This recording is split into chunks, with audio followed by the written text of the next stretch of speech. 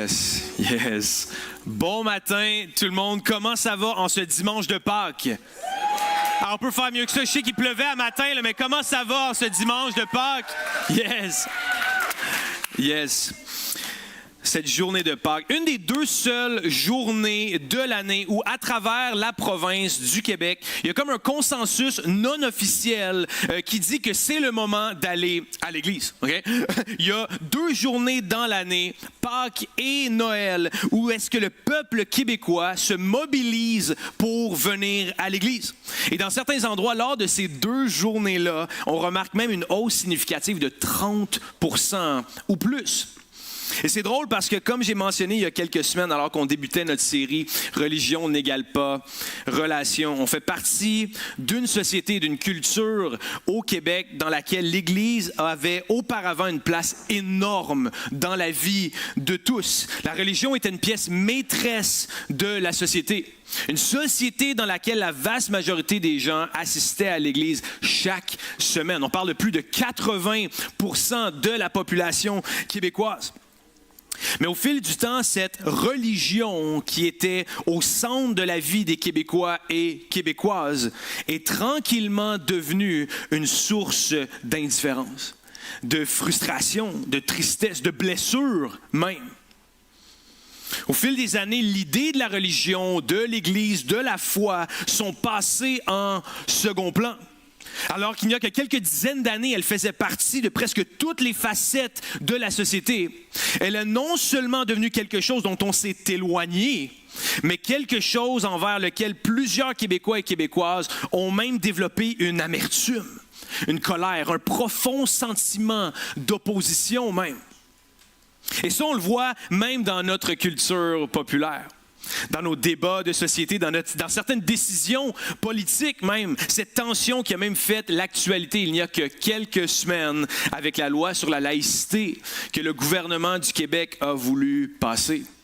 Comme si, collectivement, on avait comme pris une distance, parfois même une méfiance face à tout ce qui touche à la foi. Des idées préconçues qui se sont tranquillement installées dans notre tête. Des perceptions qui se sont formées, ont été façonnées par de mauvaises expériences que nous avons vécues. Que ce soit des chrétiens qui nous ont blessés, que ce soit des gens qui nous ont jugés, que ce soit des leaders d'église qui ont utilisé leur position et leur autorité pour abuser, condamner, manipuler, rabaisser, blesser même. Cette image que peut-être certains et certaines d'entre vous aviez ou avez même ce matin en rentrant dans ce lieu. Peut-être que ce matin, tu es venu avec ces pensées-là, avec ces expériences-là, avec ces questions-là, avec cette indifférence-là ou avec cette réticence-là même. Et honnêtement, ça serait compréhensible. Parce que même si on regarde l'histoire du monde, la religion a souvent été quelque chose qui a été source de conflits, de guerres, de divisions, quelque chose qui a même coûté des vies humaines. Et même à une échelle plus personnelle, peut-être que pour toi, la religion, ça n'a jamais été quelque chose de beau ou de positif. Peut-être que ça a été une source de tension dans ta famille, de disputes avec tes parents, d'incompréhension avec des amis, de jugement, d'hypocrisie ou même de blessures profondes. Alors oui, si c'est ça ton expérience de la religion, ça serait normal de vouloir t'en éloigner. N'importe qui de minimalement intelligent te dirait, ben voyons donc, qu'est-ce que c'est ça? Qu'est-ce que c'est? J'ai pas envie de ça, moi. C'est quoi cette affaire-là, man? Quoi cette affaire-là? Qu'est-ce que c'est ça? Ça, c'est du québécois, ça. Qu'est-ce que c'est ça? Qu'est-ce que c'est ça? Une religion qui parfois a été lourde. Une religion qui parfois a été imposée. Une religion qui parfois a blessé plus qu'elle n'a guéri. Une religion qui me met des contraintes. Mais c'est là où c'est important de comprendre quelque chose ce matin. Tout ce que je viens de décrire, tout ce que je viens de vous dire, ça n'a rien à voir avec Jésus. Rien à voir avec Jésus. Et malheureusement, parfois, on a la fâcheuse manie de confondre Jésus avec la religion. Alors que la religion, le légalisme religieux est souvent vu comme une institution, comme un système, comme un ensemble de règles qui imposent et qui condamnent, comme quelque chose que l'humain a construit. On va avoir tendance à associer ça à Jésus. On a comme ce lien qui se fait entre religion égale Jésus. Alors que Jésus, lui, n'est jamais venu pour ça. La religion n'a jamais été le plan de Jésus. Ça n'a jamais été sur sa to-do list. Jamais. Jamais. C'était plutôt le plan des hommes, le plan des êtres humains. C'était leur plan à eux, pas le sien. Jésus n'est pas venu établir une religion de plus parce que la religion dit « fais plus, essaie plus, sois meilleur, fais pas ci, fais pas ça et peut-être que tu vas être accepté ». La religion souvent vient mettre une distance entre toi et Dieu. Mais Jésus, lui, vient briser cette distance. La religion te donne des règles alors que Jésus t'offre une relation. Jésus n'est jamais venu instaurer une religion. Il est venu établir, restaurer une relation entre toi et Dieu. C'est ça qu'il est venu faire. Et peut-être que ce matin, sans t'en rendre compte, que ce soit la première ou la millième fois que tu mets les pieds dans une église, tu n'as pas réellement rejeté Dieu, même si c'est ce que tu peux penser parfois, en te disant des choses comme « j'ai besoin de personne, moi, pas besoin de ton Dieu, moi. Pas besoin de ton Dieu, moi. I'm good. » Puis de toute façon, il est où ce Dieu-là quand j'ai besoin de lui? Il est où? Il est où? Ah, il y a peut-être quelque chose, mais moi, j'ai pas besoin de ça pour vivre ma vie. Il y a peut-être de quoi, là, je te dis pas qu'il n'y a rien, mais il y a peut-être de quoi, mais j'ai pas besoin de ça, moi, pour vivre ma vie. Toutes ces choses que j'ai répétées à tellement de moments dans ma vie. Mais la réalité, c'est que ce n'est pas Dieu que tu as rejeté. Mais tu as plutôt rejeté une version de Dieu qui ne lui ressemblait pas. Une version de Dieu construite par des expériences blessantes, par des paroles mal placées, des gens imparfaits, ou même parce que la société t'a enseigné. Une version de Dieu qui t'a peut-être fait croire que Dieu est distant, insensible à la souffrance du monde et insensible à ta situation. Que Dieu est fâché, que Dieu est là pour juger, que Dieu est là pour contrôler, pour mettre des bâtons dans tes roues et pour t'empêcher de vivre ta vie. Mais ce matin, j'aimerais te dire quelque chose avec beaucoup d'amour et de compassion pour toi qui luttes avec cette idée-là de Dieu. Si c'est ça l'image que tu as de Dieu, si c'est ça l'image que tu as de Jésus, ce n'est absolument pas le vrai portrait. Absolument pas. Parce que quand tu regardes réellement Jésus, tu vois un Dieu qui s'approche, un Dieu qui aime, un Dieu qui restaure, un Dieu qui donne. Pas un Dieu qui écrase, mais un Dieu qui relève, et ce, peu importe ta situation, ton passé et même ton présent. Alors ce matin, j'aimerais simplement te proposer quelque chose, chacun et chacune d'entre vous. Et si on mettait de côté juste pour quelques minutes tout ce que tu penses savoir sur la religion, la foi et l'Église, pour regarder ensemble qui est réellement ce Jésus-là? Pas celui que la culture t'a présenté. Pas celui que certaines expériences ont déformé. Pas celui que tu penses connaître ou que tu penses avoir rejeté. Mais le vrai Jésus, celui qui n'est pas venu compliquer ta vie, mais qui est venu la transformer. Celui qui a transformé ma vie d'un homme enchaîné par la consommation, par le mal de vivre, par des choses que je n'étais pas capable de briser par moi-même, à un homme complètement libéré et restauré. Et pas parce que je suis devenu parfait. Vous avez juste à demander à ma femme.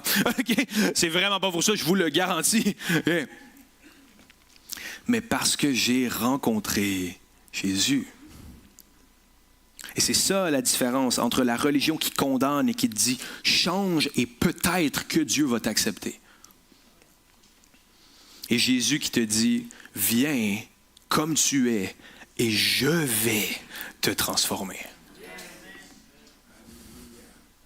Alors ce matin, je ne suis pas ici pour te présenter une religion. Je suis ici pour te présenter ou te représenter une personne. Une personne dont tu as peut-être déjà entendu parler, mais peut-être pas comme il faut, pas au complet ou pas vraiment. Et c'est le titre de mon message ce matin, représenter Jésus. L'homme qui a le plus marqué l'histoire de l'humanité. L'homme qui, en seulement 3 ans de service public, a changé la face du monde. L'homme qui, encore aujourd'hui, transforme des vies. L'homme de qui on parle encore plus de 2000 ans après son passage sur cette terre. Et ce Jésus-là, j'aimerais te le présenter ce matin. Et la première chose que j'aimerais qu'on regarde, c'est sa vie. Le Dieu qui se rapproche de toi. Et laisse-moi te poser une question ce matin. Si Dieu existait vraiment, à quoi est-ce que tu t'attendrais de lui? S'il existait vraiment, à quoi est-ce que je m'attendrais de lui? Un Dieu distant? Un Dieu puissant mais loin de toi? Un Dieu qui attend que tu te rendes jusqu'à lui? Un Dieu qui répond à toutes tes demandes et tes caprices? Un Dieu qui peut faire tout en un claquement de doigts? Parce que si on est honnête, c'est souvent ça, l'image qu'on a de Dieu. Quelqu'un de grand, quelqu'un de fort, quelqu'un ou quelque chose qui nous dépasse de plus grand que nous, mais pas vraiment proche, voire inatteignable. C'est peut-être cette image que toi aussi tu as de Dieu ce matin. Mais Jésus, lui, vient complètement renverser cette idée-là. Parce que juste la manière dont il arrive dans le monde ne fait aucun sens. Une entrée qui défie toute logique et toute conception que la majorité d'entre nous pouvons avoir de ce Dieu tout-puissant. Jésus, le Fils de Dieu, ne naît pas dans un palais, ne naît pas dans un contexte de richesse, ne naît même pas dans un endroit normal. Il naît dans un étable, entouré d'animaux, dans une mangeoire, dans la simplicité, dans la vulnérabilité. Un endroit dans lequel jamais de ma vie est-ce que je voudrais même que ma fille naisse. Monsieur, vous voulez choisir l'hôpital ou l'étable? Prendre l'hôpital, s'il vous plaît. On lit dans Luc 2, versets 4 à 7, « C'est ainsi que Joseph, lui aussi, partit de Nazareth et monta de la Galilée en Judée, à Bethléem, la ville de David. Il appartenait en effet à la famille de David. Il s'y rendit pour se faire recenser avec Marie, sa fiancée, qui attendait un enfant. Or, durant leur séjour à Bethléem, arriva le moment où Marie devait accoucher. Elle mit au monde un fils, son premier-né. Elle lui mit des langes et le coucha dans une mangeoire parce qu'il n'y avait pas de place pour eux dans la pièce réservée aux autres. » Et déjà là, juste avec ça, ça nous dit quelque chose d'énorme. Dieu n'est pas à distance. Dieu ne reste pas dans un palais céleste, inaccessible ou dans un tout inclus divin complètement déconnecté de nous. Dieu ne reste pas dans une idée abstraite. Dieu s'approche de nous. Dieu vient vers nous. Et pas juste un peu, mais il s'est fait tout petit, avec amour et humilité, dans un contexte que plusieurs ne souhaiteraient jamais pour leur propre vie, et est entré dans notre réalité. Pas dans un monde parfait, mais dans un monde brisé, rempli d'injustice, dans un monde qui ressemble étrangement au nôtre aujourd'hui. On a juste à regarder ce qui se passe à l'échelle internationale en ce moment, les tensions, les conflits, les réalités difficiles entre des nations comme l'Iran, l'Israël, la Palestine. Ou même plus près de nous encore, les défis économiques, le stress financier, l'incertitude face à l'avenir, l'anxiété, la dépression qui atteignent un nombre record. C'est dans cette réalité que Dieu s'approche de nous. Non seulement ça, mais Jésus grandit dans une ville bien ordinaire. Bien ordinaire. Une ville insignifiante aux yeux des gens, à un point tel que certains, en apprenant que le supposé Fils de Dieu était venu et était de Nazareth, disaient « De Nazareth, que peut-il venir de bon de là-bas? » Nazareth. Tu parles d'une ville, toi. Tu parles d'une affaire. Je n'ai pas voulu faire de comparaison de ville ce matin. Je n'ai pas voulu nommer de ville pour pouvoir faire ces personnes.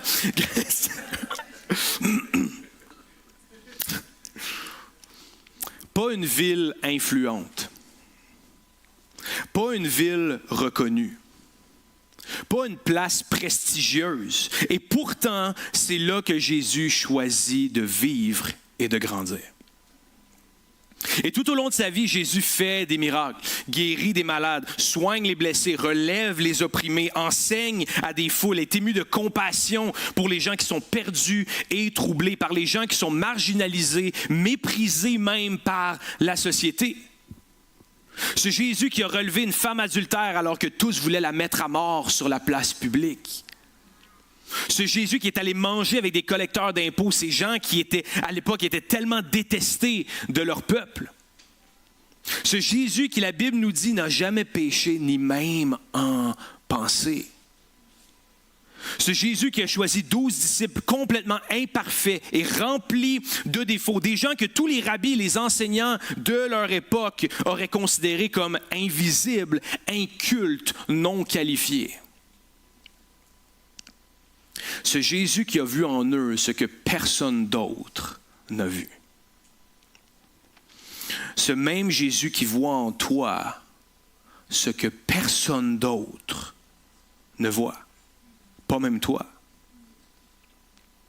Celui qui voit une personne avec une valeur inestimable, créée à son image, quand toi, tu ne vois que tes enjeux, tes problèmes, tes insécurités, tes limites, tes dépendances, tes craintes, tes peurs, tes insécurités. Et je sais que je parle à quelqu'un ce matin. Ce que la vie de Jésus nous révèle et ce qu'elle veut nous communiquer à nos cœurs ce matin, c'est que Jésus entre dans une réalité simple et imparfaite, non pas entouré de luxe, mais avec amour et humilité, pour montrer qu'il peut entrer dans ta réalité à toi aussi. Que ce Jésus-là n'est pas un concept abstrait ou distant, mais qu'il est plutôt Dieu qui vient se rapprocher de toi. Ce que la vie de Jésus nous démontre, c'est qu'il n'est pas venu pour impressionner. Il est venu pour nous rejoindre, nous rencontrer, pour se rapprocher de nous. Il n'est pas venu pour les élites seulement, il est venu pour tout le monde. Il n'est pas venu pour ceux qui ont réussi leur vie, mais pour ceux qui sont en train de se chercher, qui passent à travers des épreuves, qui vivent des conflits familiaux, qui sont prisonniers de dépendance, qui se sentent incapables, pour tous ces gens comme toi et moi. Et ce que ça veut dire pour nous aujourd'hui en 2026, ce que ça veut dire pour toi et moi,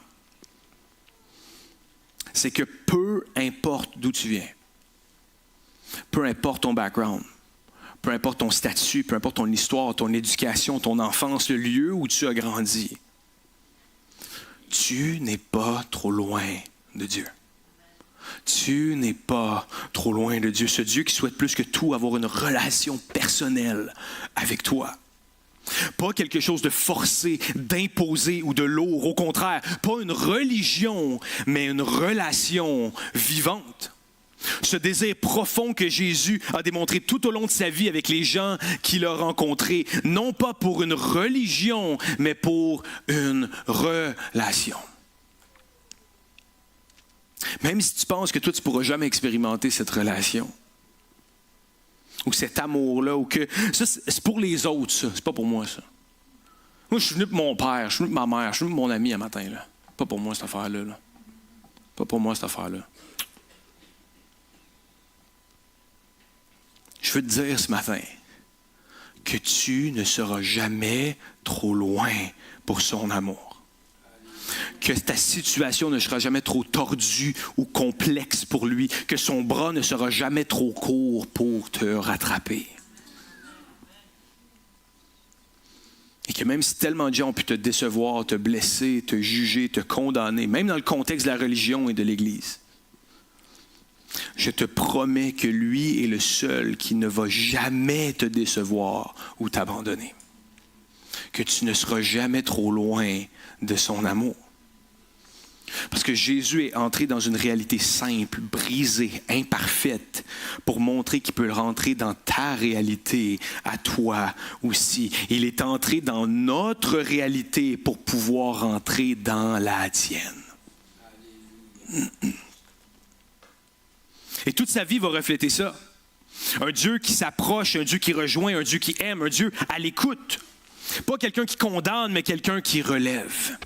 Pas quelqu'un qui juge, mais quelqu'un qui sauve. Pas quelqu'un qui brise, mais quelqu'un qui restaure les cœurs brisés. Et le psaume 147 nous rappelle qu'il est celui qui guérit ceux qui ont le cœur brisé et pansent leurs blessures. Mais ce qui est encore plus fou, c'est pas seulement la vie qu'il a vécue, mais c'est ce qu'il a choisi de faire à la fin de sa vie. Et c'est la deuxième chose que j'aimerais qu'on regarde ensemble ce matin. Sa mort, la mort d'un Dieu qui donne sa vie pour toi. Parce que s'approcher, c'est une chose. S'approcher de nous, c'est une chose. Mais donner sa vie, c'en est une autre. Et juste à main levée, est-ce que certains d'entre vous connaissez le film Seven Pounds? C'est 7 vies en français. Le film Seven Pounds. Est-ce qu'il y en a qui le connaissent ici ce matin? Non, pas beaucoup. Ouais, merci pour la une personne qui a levé sa main. C'est pas deux. Yes. Qui dit mieux? Non, okay. Pour ceux et celles qui ne le connaissent pas, dans ce film, on suit l'histoire d'un homme qui est habité par un profond sentiment de culpabilité. Parce qu'il a été la cause d'un gros accident de voiture qui a coûté la vie à plusieurs personnes, dont sa femme. Et tout au long du film, il cherche comme une façon de réparer ce qu'il a fait. Pas juste dire désolé ou s'excuser, mais réellement réparer le tort qu'il a causé. Alors il fait quelque chose d'absolument impensable. Il commence à identifier des gens brisés, des gens malades, des gens qui sont en train de mourir, des gens qu'on qualifierait de foutus en fait. Et il décide de leur donner ce qu'il a de plus précieux. Il donne son argent, il donne son temps, il donne ses ressources, mais il va encore plus loin que ça. Il décide de donner sa vie pour ces gens-là, de donner ses organes, ses yeux à un homme aveugle, son cœur pour une jeune femme atteinte d'une maladie cardiaque congénitale, ses reins, son foie pour permettre à d'autres de continuer à vivre, pour que 7 autres personnes puissent vivre. Et quand tu regardes ça, il y a quelque chose en nous qui réagit. On est comme, oh my God, wow, ça c'est de l'amour, ça c'est insane. Ça c'est du dévouement pur et dur. Jamais de la vie est-ce que je pourrais faire ça, moi. Impossible, impossible. Donner sa vie pour que d'autres puissent vivre. Wow, wow. Mais la réalité, c'est qu'alors qu'on est impressionné, émerveillé par ce que cet homme-là a fait dans le film, ça n'a absolument rien de comparable à ce que Jésus, lui, a fait. Parce que Jésus ne l'a pas fait pour 7 personnes. Parce que Jésus l'a fait pour chacun et chacune d'entre nous.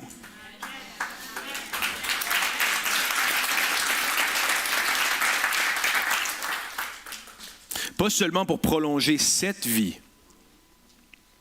mais pour donner une vie nouvelle qui est accessible à tous, autant à toi qu'à moi.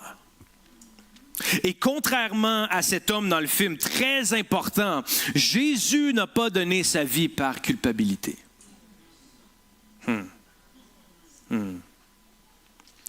Il a été humilié, insulté, accusé injustement, traité comme un criminel, comme personne ne devrait être traité dans la vie, crucifié à la croix par amour et non par culpabilité. La réalité, c'est que Jésus n'a pas donné une partie de lui. Il s'est donné entièrement. Et c'est ça, la croix. C'est comme ça que ce Jésus-là, avec cette vie-là, cet homme qui était parfait à tous égards, qui a vécu une vie irréprochable à tous les niveaux, a choisi volontairement non seulement de donner sa vie pour nous, mais de porter nos fautes, nos blessures, nos dettes.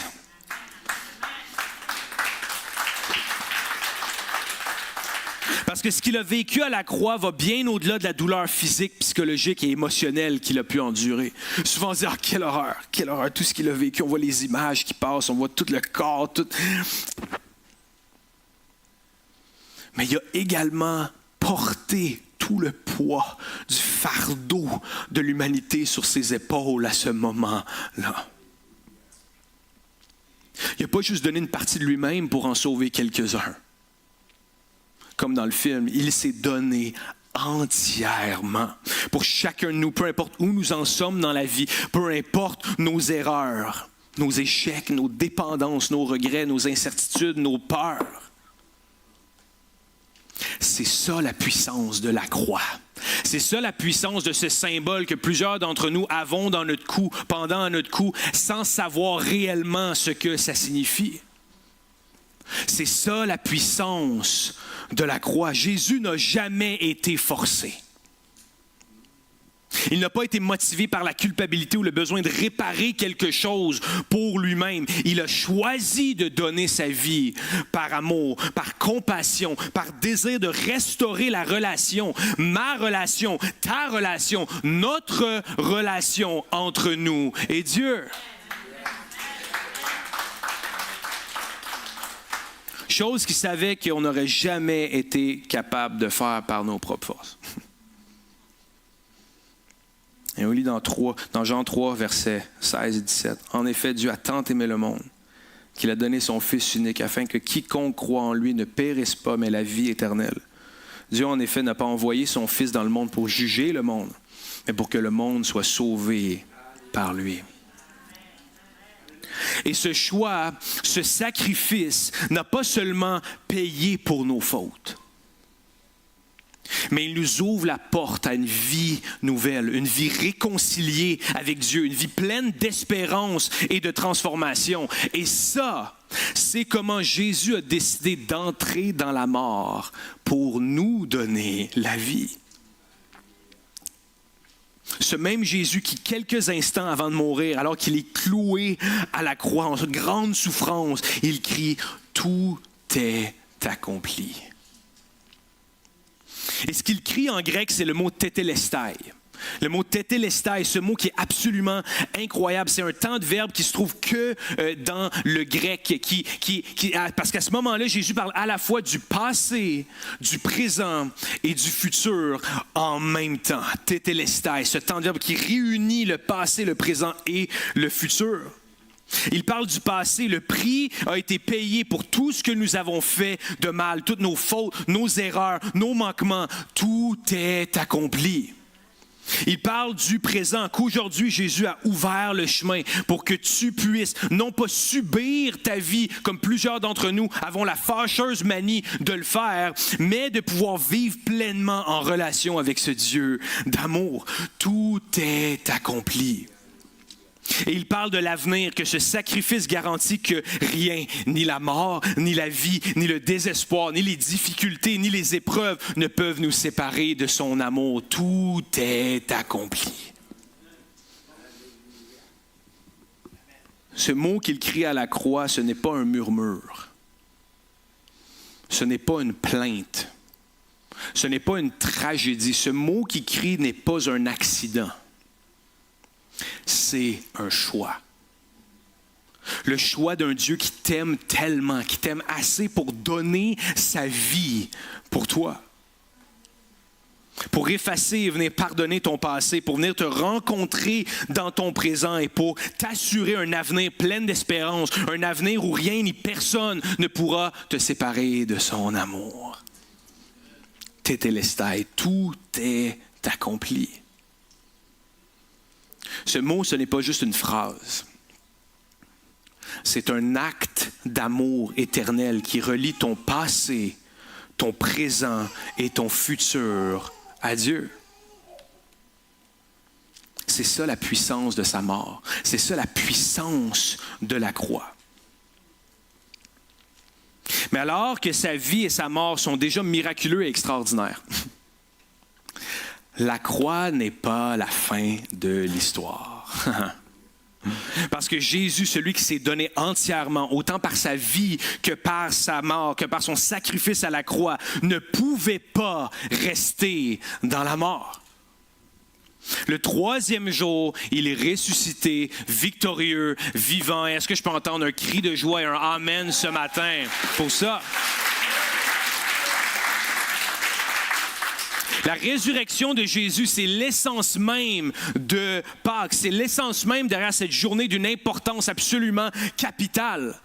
Et c'est mon dernier point ce matin, sa résurrection, le Dieu qui t'offre une nouvelle vie. Ce récit de la résurrection n'est pas juste une anecdote historique. C'est pas juste un symbole. C'est pas juste une idée, ni simplement un fait qui est appuyé par une preuve, une montagne de preuves historiques et archéologiques. Au-dessus de tout, c'est la preuve que la mort a été vaincue. Que le péché, le désespoir, la peur, la culpabilité, tes insécurités, tes craintes, tes blessures, ton sentiment que tu n'y arriveras pas, tes circonstances qui semblent ne jamais changer ou ne pas s'améliorer comme tu l'aimerais, ton incapacité à atteindre le standard parfait de Dieu. La résurrection de Jésus vient briser toutes ces chaînes que l'on peut avoir. Elle fait en sorte que toutes ces choses n'auront plus jamais le dernier mot. Que la vie de Jésus offre, que la vie qu'il offre ne connaît plus la mort. Que même la mort ne pouvait pas la contenir. Et on lit dans Luc 24, versets 1 à 8, ce moment après la résurrection. Le dimanche, elles se rendirent au tombeau de grand matin avec quelques autres en apportant les aromates qu'elle avait préparés. Elles découvrirent que la pierre avait été roulée de devant le tombeau. Elles entrèrent, mais elles ne trouvèrent pas le corps du Seigneur Jésus. Comme elles ne savaient que penser de cela, voici que 2 hommes leur apparurent, habillés de vêtements resplendissants. Saisies de frayeur, elles tenaient le visage baissé vers le sol. Les hommes leur dirent, « Pourquoi cherchez-vous parmi les morts celui qui est vivant? Il n'est pas ici, mais il est ressuscité. Souvenez-vous de ce qu'il vous a dit lorsqu'il était encore en Galilée. Il faut que le Fils de l'homme soit livré entre les mains des pécheurs, qu'il soit crucifié et qu'il ressuscite le 3e jour. » Elles se souvinrent alors des paroles de Jésus. Ce que nous célébrons aujourd'hui en cette journée de Pâques, ce n'est pas seulement la vie de Jésus, ni sa mort, mais le fait que le tombeau est vide, qu'il a vaincu la mort et qu'en lui, la vie gagne sur la mort.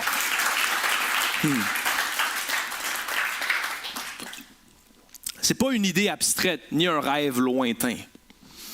C'est pas quelque chose de complètement déconnecté de nous, mais c'est une réalité vivante. Le tombeau est vide. Jésus est encore vivant aujourd'hui. Et parce qu'il est vivant, tu peux expérimenter cette vie nouvelle également aujourd'hui. Et ce qui est essentiel à retenir, c'est que cette résurrection ne change pas seulement l'histoire du monde. Elle change ton histoire également. Elle te donne un avenir où la culpabilité, la honte, les blessures et les regrets n'ont plus le dernier mot. Elle t'offre un présent où tu peux marcher dans la liberté, la paix, la réconciliation avec Dieu. Elle te garantit un espoir qui ne meurt jamais grâce à un Dieu qui ne meurt jamais, qui ne faillira jamais, un Dieu que même la mort n'a pas pu contenir. Un Dieu qui t'aime tellement, qui est venu s'approcher de toi, donner sa vie pour toi et t'offrir une vie nouvelle par sa résurrection. Et ce miracle-là que nous célébrons à Pâques, c'est exactement ce que l'Église vit chaque semaine. Chaque semaine, l'Église même est un miracle. Pas l'institution, pas le bâtiment, pas la religion ou le légalisme religieux, mais cette communauté et cette famille de Dieu. C'est ça l'Église, c'est nous l'Église, toi et moi. L'Église est un témoignage vivant de la puissance de la résurrection et de l'amour inconditionnel d'un Dieu qui transforme des vies encore aujourd'hui. C'est un miracle que des gens 2000 ans encore après, qui ne sont pas du tout obligés de venir, se présentent semaine après semaine, qui sont touchés par l'amour de Dieu et par sa présence, qu'ils donnent avec générosité sans être forcés à le faire en aucune manière, qu'ils ont un lien qui les unit les uns les autres, qui va au-delà du lien de sang, que des gens s'impliquent, donnent de leur temps, de leur énergie pour servir dans l'Église, que l'Église est pleine, presque salle comble. Ça, c'est rien de moins qu'un miracle.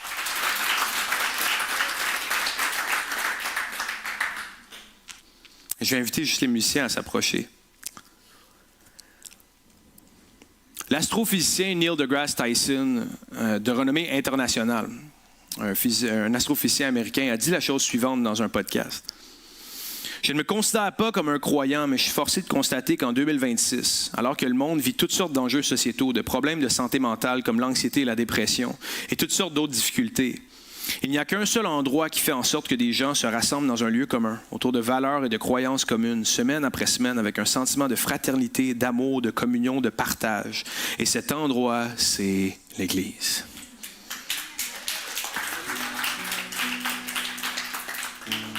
Et c'est exactement ce qui rend l'Église unique.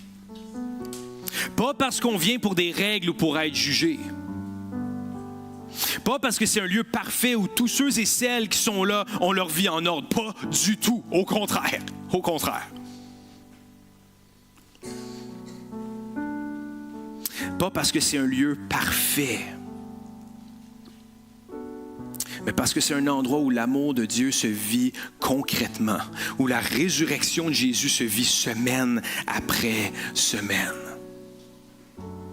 Où des gens imparfaits choisissent chaque semaine de s'aimer les uns les autres, de servir, de se relever mutuellement et de montrer que la résurrection de Jésus n'est pas qu'une histoire lointaine, mais c'est une réalité qui transforme encore aujourd'hui.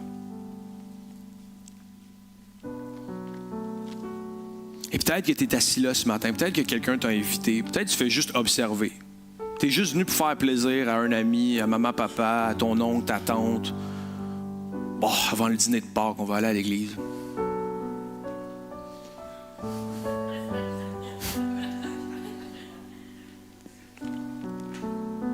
Mais la réalité, c'est ce que tu vois dans cette communauté. Ce que tu vois dans cette famille, ce miracle vivant, n'a rien à voir avec la religion. N'a rien à voir avec la peur, la culpabilité ou le jugement. C'est l'amour de Jésus en action. Sa résurrection en action. Son invitation à une vie transformée, à une vie réconciliée. C'est juste avec lui que l'on peut voir ça semaine après semaine. Et là, je veux que tu réalises quelque chose. Tout ce que j'ai partagé ce matin, cette vie de Jésus, sa mort pour nous, sa résurrection, c'est pas quelque chose qu'on est appelé à observer de loin. C'est pas juste une belle histoire à raconter autour d'un feu ou dans un repas de famille.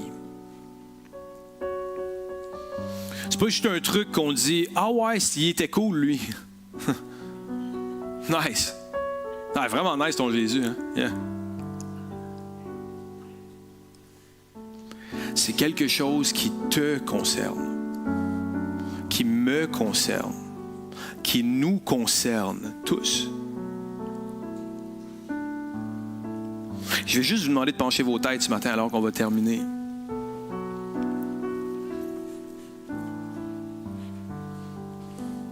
Parce qu'à un moment donné,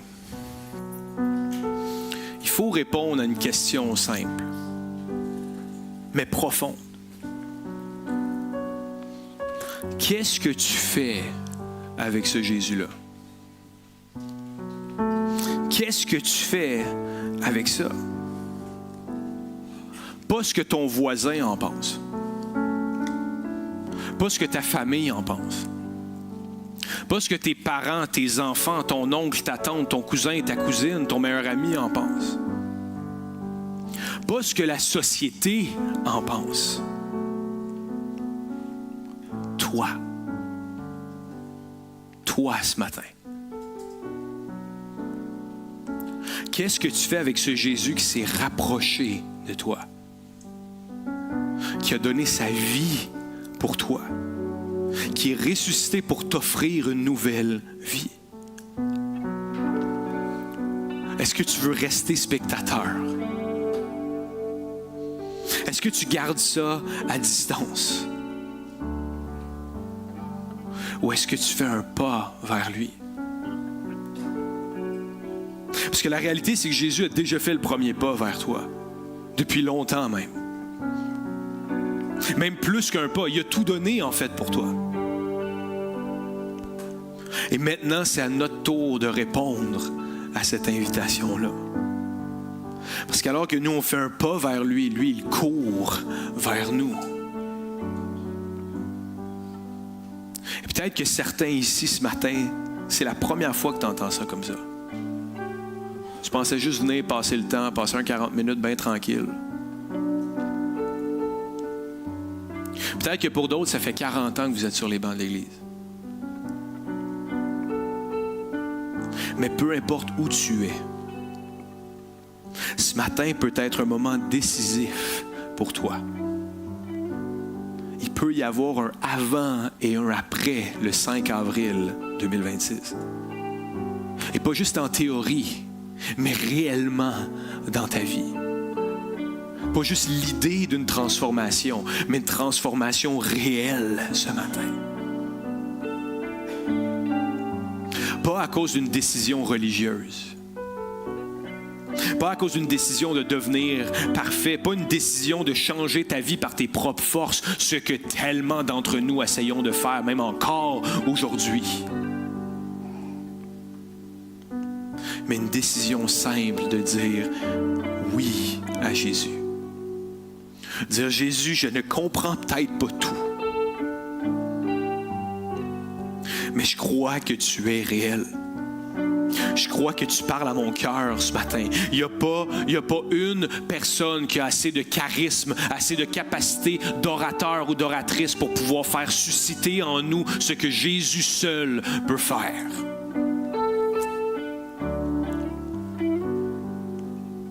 Je crois, Seigneur, que tu parles à mon cœur ce matin et que peut-être même depuis longtemps, tu veux parler à mon cœur. Tu cognes. Je crois que tu es mort pour moi. Je crois que tu es ressuscité. Aujourd'hui, je veux te laisser entrer dans ma vie. La Bible dit dans la lettre aux Romains, si tu reconnais de ta bouche que Jésus est le Seigneur et si tu crois dans ton cœur que Dieu l'a ressuscité, tu seras sauvé. Ce même Jésus qui te dit ce matin, venez à moi, vous tous qui êtes fatigués et courbés sous un fardeau, et je vous donnerai du repos. Car je suis doux et humble de cœur, et vous trouverez le repos pour votre âme.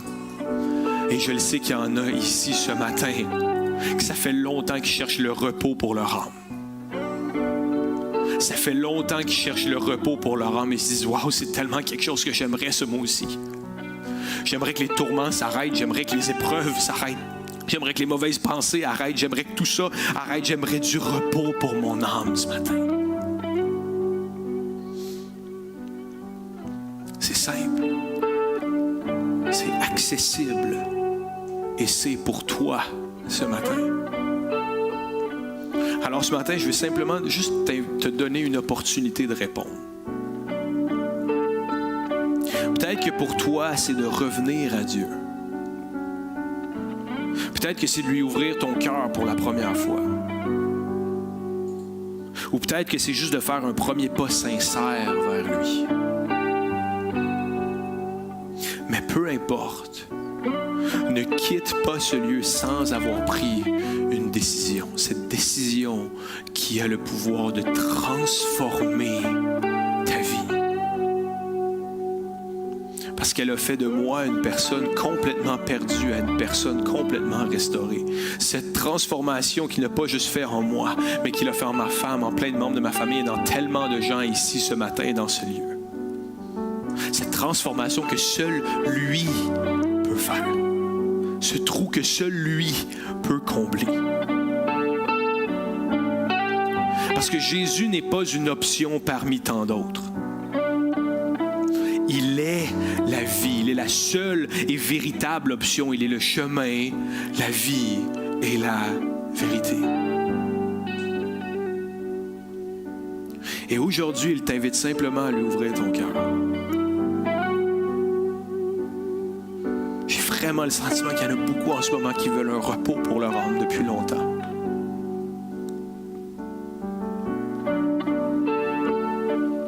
Ce matin, j'aimerais juste prier pour toi. Toi qui luttes avec tout ça, qui sent qui sent qu'à l'intérieur d'eux, je ne peux pas croire que Dieu n'a pas quelque chose de mieux pour moi dans cette vie-là. Ça ne peut pas juste être ça. Ça doit être plus que ça.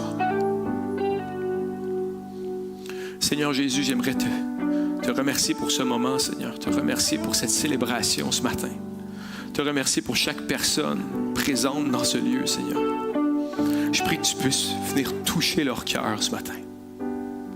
Que tu puisses venir parler à leur cœur d'une manière que seul toi tu peux, Seigneur. Parce que peut-être qu'ils sont rentrés ici avec un grand sourire, essayer de mettre ce masque devant eux, mais à l'intérieur, ils crient à l'aide et ils veulent du repos pour leur âme ce matin. Ce matin, je te demande de pouvoir te révéler à eux puissamment, Seigneur. Que tu puisses parler à leur cœur parce que tu les connais plus que n'importe qui. Alors, Seigneur, je te demande de pouvoir agir puissamment. Que tu puisses nous envahir de ton amour, que tu puisses nous envahir d'une paix que même nous, on a de la misère à comprendre ce matin. Que tu puisses faire en sorte qu'il y en ait ce matin qui sortent de ce lieu, pas indifférents et pas le même comme ils seront rentrés, mais qui ont passé du deuil à la victoire, de la blessure à la restauration, de la tristesse à la joie, qui sentent que qu'en se ressortant d'ici, je viens de rencontrer celui qui peut transformer ma vie. Alors Seigneur, bénis chacun et chacune des personnes ce matin. Et qu'ils puissent avoir ce désir de se rapprocher de toi. Toi qui donnes la vie. Toi qui s'est approché de nous. Toi qui s'est donné pour nous. Et toi qui nous offres une vie nouvelle en toi ce matin. Que tu puisses les protéger, les garder, les mettre une faveur spéciale sur leur vie. Et qu'ils puissent goûter à cette nouvelle vie en toi. Et est-ce qu'on peut juste se lever ce matin? Se lever, on va chanter ce chant. Ce chant qui est un des premiers chants que j'ai entendus alors que j'ai donné ma vie à Dieu. Après des années de difficultés. Ce chant si simple qui dit « Seigneur, tu m'aimes. Malgré mes circonstances et mes offenses, tu m'aimes. Au prix de ta vie et sans répit, tu m'aimes. Tu t'es offert à bras grands ouverts. Mon Dieu, tu m'aimes. » Ces simples paroles, mais ces paroles qu'il veut dire à ton cœur ce matin. Ces paroles qu'il veut souffler dans ton cœur ce matin. Et même si on ne comprend pas trop ce qui se passe, juste qu'on puisse lui ouvrir notre cœur et lui dire « Seigneur, je veux te laisser rentrer ce matin. Je veux te laisser rentrer. » On va chanter ce chant ensemble.